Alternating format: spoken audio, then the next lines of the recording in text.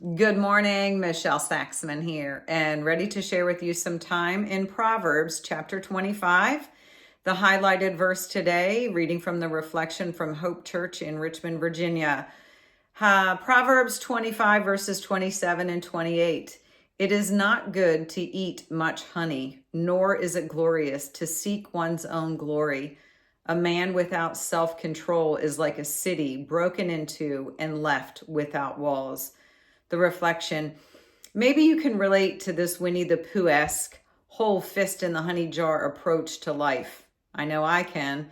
As silly as the image is, if you have been in that place, having stuffed your flesh far past its fill, you know the shame and embarrassment that lies in that state.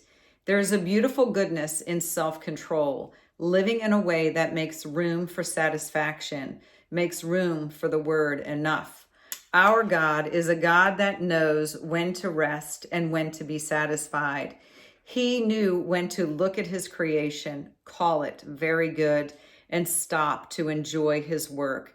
We are designed in that image, made to feel that satisfaction and fullness, freed from the huffing and the pursuit of more. And I will just say our Heavenly Father created us with a chasm, with this void that only he can fill. And when we try to fill it with earthly things, it is fleeting and unfulfilling. So that's a kind of fun, kind of imagining that Winnie Pooh with a hand in the honey jar, and then our fist is so full we can't even pull it back out. And then thinking that there are times when we need to say, this is good enough, this is enough, like our Heavenly Father in creation, to stop and say, enough. Now let's enjoy the beauty of all that he has done. So on to the readings for today. Oh, and also the second part of that is with self-control. And again, this is a season of self-awareness, a journey of transformation, cultivating the fruits of the Spirit. And one of the greatest ones is self-control, learning to control our mouth. Doesn't always need to be running. Controlling our mind, making sure it's facing the right direction. We're aiming up and aligning our energy and our will with his. So the readings for today, chapter 25, more Proverbs of Solomon. These are more Proverbs of Solomon, copied by the men of Hezekiah, king of Judah.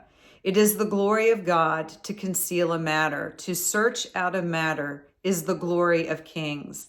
As the heavens are high and the earth is deep, so the hearts of kings are unsearchable.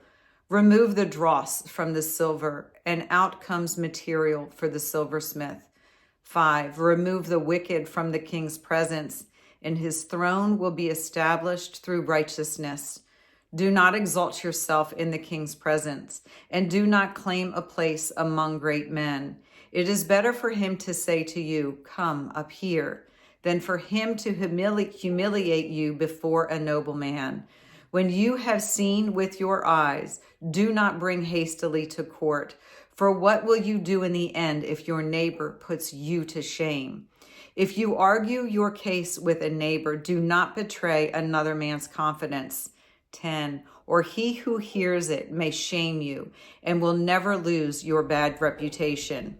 A word aptly spoken is like apples of gold in settings of silver. Like an earring of gold and an ornament of fine gold is a wise man's rebuke to a listening ear. Like the coolness of snow at harvest time is a trustworthy messenger to those who send him. He refreshes the spirit of his masters. Like clouds and wind without rain is a man who boasts of gifts he does not give. 15, through patience, a ruler can be persuaded, and a gentle tongue can break a bone. If you find honey, eat just enough. Too much of it, and you will vomit. Seldom set foot in your neighbor's house. Too much of you, and he will hate you. Like a club or a sword or a sharp arrow is the man who gives false testimony against his neighbor. Like a bad tooth or a lame foot is resilience to the unfaithful in times of trouble. 20, like one who takes away a garment on a cold day, or like vinegar poured on soda, is one who sings songs to a heavy heart. If your enemy is hungry, give him food to eat. If he is thirsty, give him water to drink. In doing this, you will heap burning coals on his head, and the Lord will reward you. As a north wind brings rain, so a sly tongue brings angry looks. Better to live on a corner of a roof than to share a house with a quarrelsome wife. 25, like cold water to a weary soul is good news from a distant land. Like a muddled spring or a polluted well is a righteous man who gives way to the wicked. It is not good to eat too much honey, nor is it honorable to seek one's own honor. Like a city whose walls are broken down is a man who lacks self-control. So just a reminder of the things that we should value, things that are not of this earth. It is not about accumulating wealth. It is about learning to control our tongue. It is learning to have a discerning ear for the words of those who are deceiving us, who could gently guide us down the wrong path.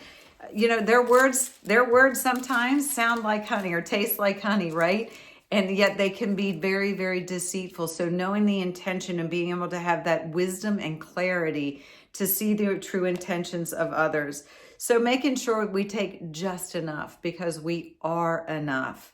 And then to sit back and revel in his glory and goodness and that he always provides.